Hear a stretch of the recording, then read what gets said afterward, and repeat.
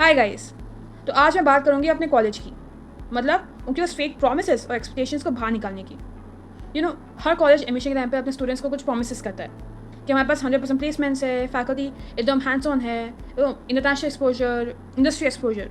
पर इनमें कैसा कुछ होता है ये तो हम स्टूडेंट्स ही जानते हैं। मेरे कॉलेज में भी बहुत सारे प्रॉमिसेस किए थे, उनमें से एक था 100% प्लेसमेंट। और जब प्लेसमेंट की बात आई तो कुछ भी नहीं, कोई गारंटी नहीं थी कि हमें प्लेसमेंट्स मिलेगा।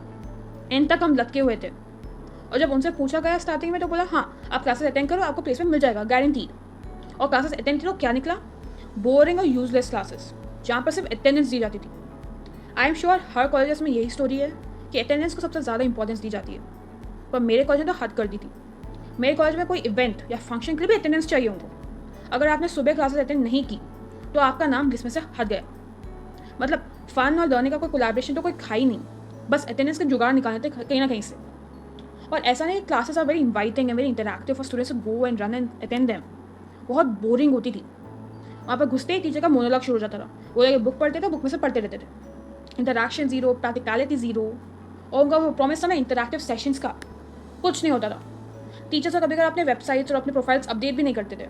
और हर कुछ दिन में फैकल्टीज चेंज होते रहते थे। अब ऐसे में हमें कंटिन्यूटी कैसे मिलेगी, प्रॉपर एक्सपोजर कैसे मिलेगा? एक्सपोजर की बात करें तो foreign exposure.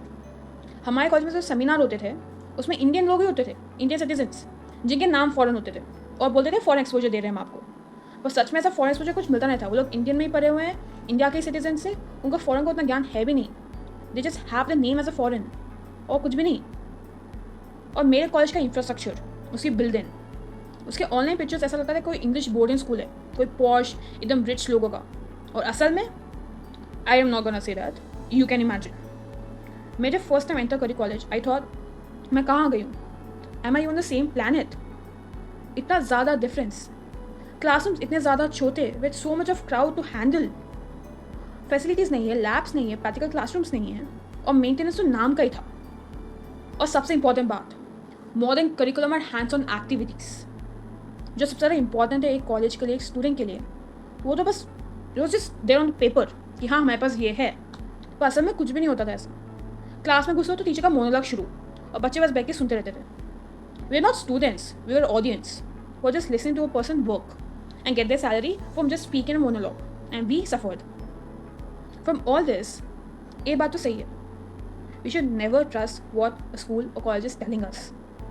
Their promises, the expectations need to be researched and verified by students who have studied in their college before, like us.